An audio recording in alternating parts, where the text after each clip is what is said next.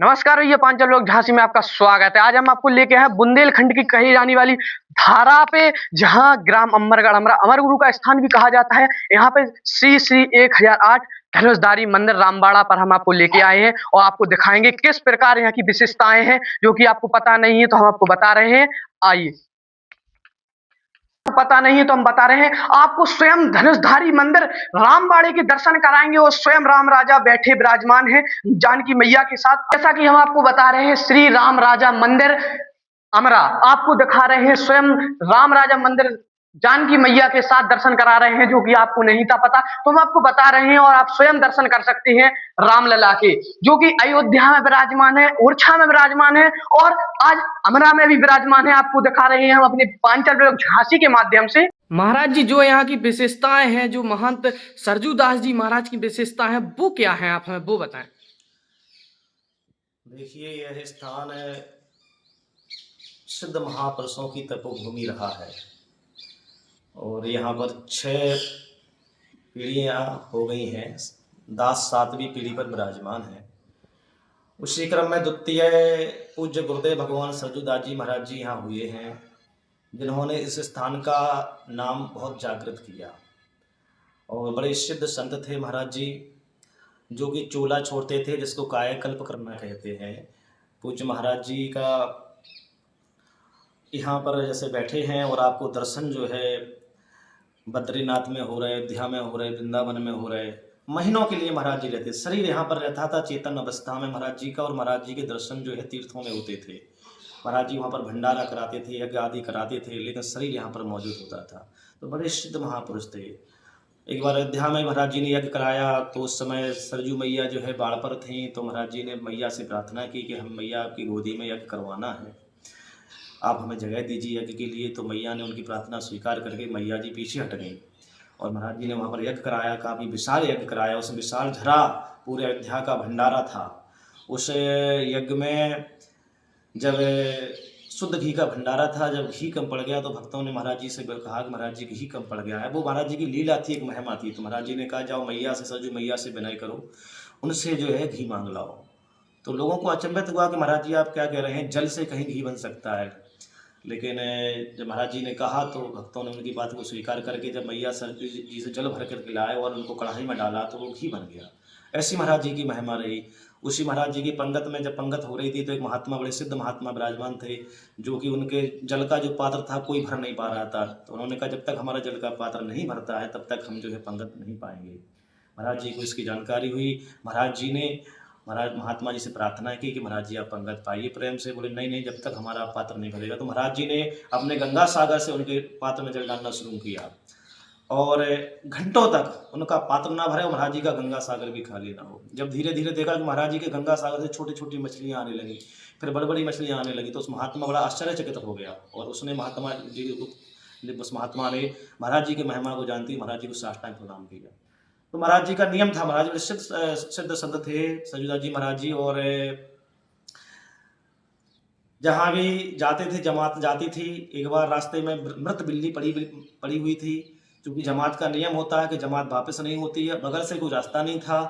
तो महाराज भक्तों ने कहा, महाराज जी कई दिनों से बिल्ली मृत पड़ी है और वहाँ पर बदबू आ रही है और आपका जाना वहाँ उचित नहीं है। तो महाराज जी ने कहा कि नहीं, हमारी जमात तो जाएगी आगे। तो आगे जाकर के महाराज जी ने बिल्ली पर हाथ बनाएगी, तो बिल्ली जो है, जो कि बिल्कुल सूख चुकी थी, सड़ चुकी थी, तो तुरंत चेतन अवस्था में आकर के बिल्ली निकल गई वहाँ से, रास्ता महाराज जी को दे दिया। ऐसी घटना है महाराज जी के सारोन भटारी भी पड़ता है मध्य प्रदेश में। वहाँ पर महाराज जी अपने जमात के साथ गए थे, तो वहाँ पर एक भक्त के यहाँ गमी हो गई थी। उनका जो बच्चा था, जवान बालक था, वो किसी कारणवश जो है अकस्मात पधार गया था।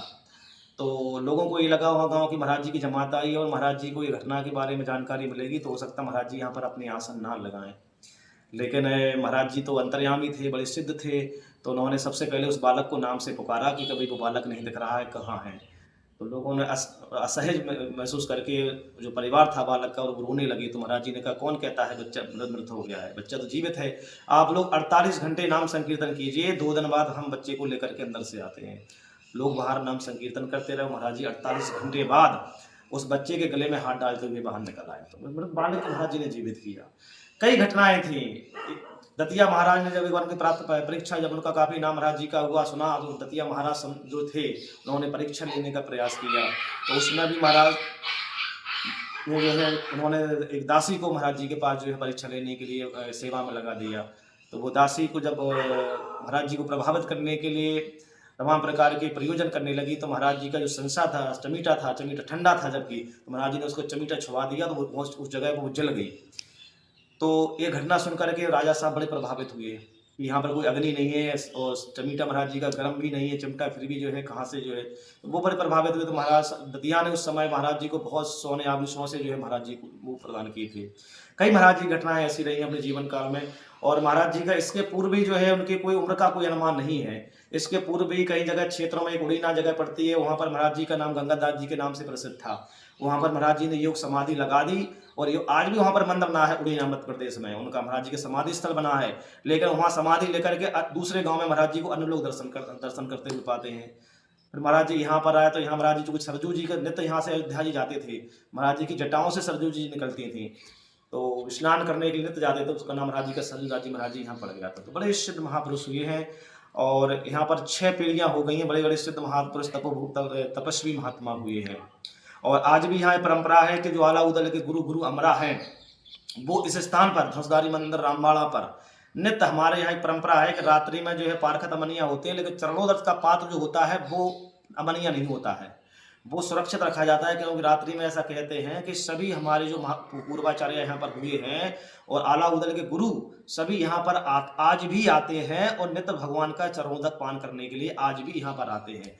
तो यहाँ हमारे परंपरा है कि इस मेन जो हमारा मंदिर का गेट है, इस रास्ते में दरवाजे में रात्रि में कोई भी नहीं शयन कर पाता है।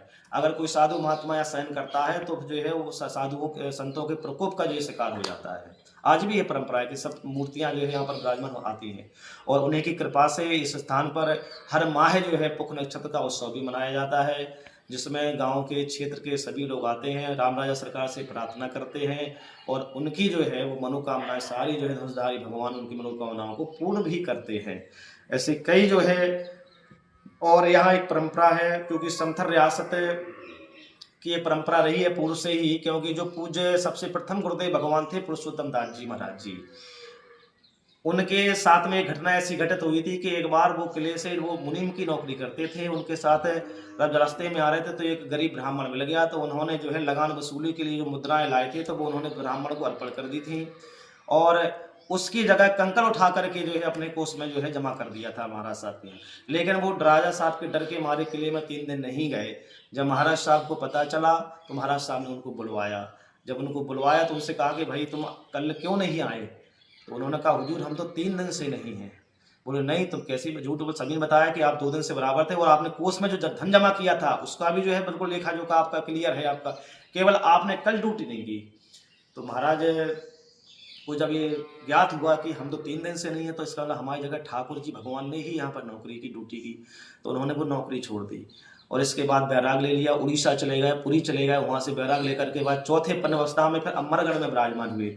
यहाँ पर पहले पूर्व में जो एक बेलदार जाति है वो पूर्व में महाराज साहब को कर्जा देती थी और जब महाराज साहब में उनकी एक बगिया हुआ करती थी, जो समय हाईवे निकला है, उस बगिया में महाराज जी ने अपनी आसन लगाई, अपना संसा स्थापित किया, लेकिन बेलदारों ने उनको महाराज जी को वहाँ पर नहीं रुकने दिया। तो उन्होंने श्राप दे दिया कि जिस महात्मा को तुमने जो है थोड़ी सी जमीन रहने के लिए नहीं दी है, आगे चल के आप जितने बड़े जागीरदार हो वर्तमान में, अब आप जो है जमीन से नेस्तनाबूद हो जाओगे, जमीन ही भूमिहीन हो जाओगे। तो वर्तमान में यहाँ पर जो बेलदार जाति है आज भी वो भूमिहीन है, जो महाराज उस समय राजा को कर्जा दिया करते थे।